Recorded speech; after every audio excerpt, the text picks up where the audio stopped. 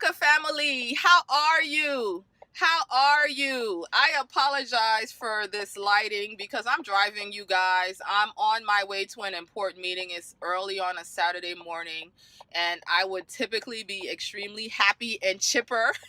I guess I am coming across as happy and chipper, but I really don't feel all that well. I'm fighting off a head cold and I'm congested all up in here, and I don't have as much energy as I would typically have. But I wanted to come on here and make this video because I really miss you guys. If you follow me on Facebook, you know that I posted a comment about a week or so ago when I didn't release a video last Saturday saying that, I'll be back on track once things settle down for me. In one of my recent videos, I shared that I took a teaching position. I'm teaching 7th grade English at my daughter's umbrella school, and it's a homeschool umbrella. I'll link a couple of videos about what that is if you're curious, but for all intents and purposes, it pretty much functions as a small private school. And so, going into that was such an interesting experience for me. The first day of classes at this particular school is different from what it would be at a regular school. Parents are expected to come. A parent is expected to come, or someone that can go through each class with the child, because it's still considered to be homeschooling because there's just so much on the parents to manage the rest of the week. The kid comes to class once a week, but the rest of the week-long course load that the school gives is basically on the parents. And so that was a really interesting meeting for me. I found myself especially nervous. I was really nervous. My voice was shaking. It was really kind of funny because I've gotten up and spoken before much larger groups than my little group that came for the class. But to me, it just really reminded me of what it felt like to start homeschooling, and even for years into homeschooling, just feeling that weight that I'm responsible for my child's education. I can't mess this up. Even as a teacher now, even with like 20 years of experience practically, my son just turned 20, with working with him, and teaching him, I still kind of felt, man, I'm qualified, but am I qualified? That kind of weight. But I've been doing really well, and the materials are very excellent that I have to work with. And so I know I'm up to the task, but it was just so interesting. And it made me reconnect again with, new homeschooling parents and us as homeschoolers in general. But the struggle has been real, you guys, and especially when it comes to hair.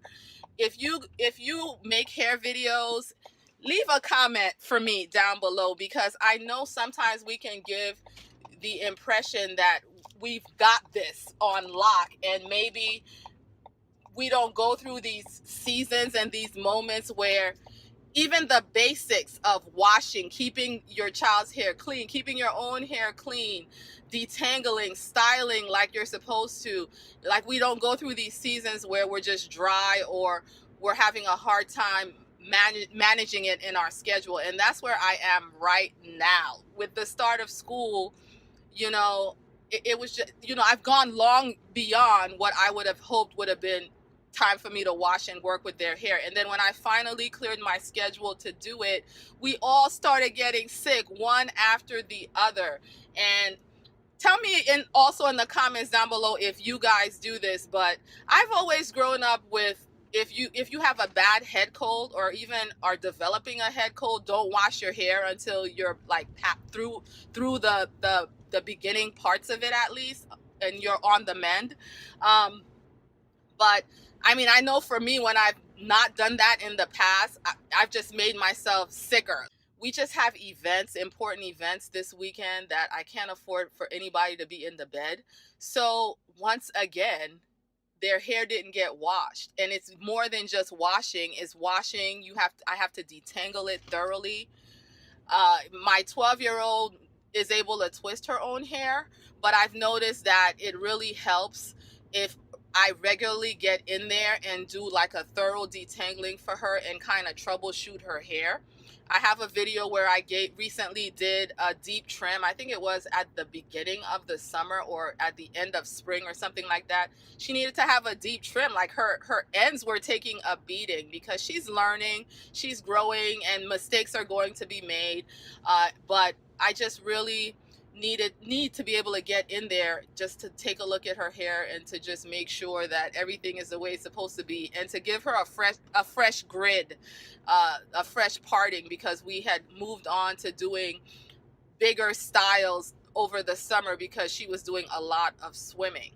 Swimming has taken a toll on the girls' hair because they were swimming so often that I was doing a lot of co-washing, and there's some buildup that I need to remove. So one of my plans was to film a video of me trying out this clarifying shampoo I found from Marshall's, you guys.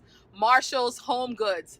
Did you guys know? Do you guys know that you can find sometimes even high-end hair products at Marshall's? Like, they don't have anything like a huge selection, but you can find hair products, lotions, things like that at Marshall's. And I stumbled across a clarifying shampoo that I wanted to try out on video with you guys to see if it's any good. But I haven't had time, you guys, and the mom guilt is real. The mom guilt is real, especially when I'm out here with my locks, which I feel like they look really good. I'm out and about with my locks, and I'm walking with my girls, and I'm looking at their hair like, ooh, I could do better. I could do much, much, much better. And I'm sure I'm probably harder on myself than other people looking at me would be, but I feel like I know what I can do, and I feel like I'm not doing that, and it makes me feel bad. But all of that to say, I feel like we have to just be gentle with ourselves. I need to be gentle with myself. I need to give myself a break. I need to acknowledge that, I need time to adjust, and I may be dropping some balls, and that's okay. And their hair, most of all, will be okay, because if there's anything that I've learned through these extremely busy seasons, is that as long as I'm not doing harm by like kind of leaving their hair alone, sometimes their hair can kind of thrive. So I don't know, you guys. We have a reception like formal event to go to on Sunday, and there's no way I'm getting Sunday, meaning tomorrow.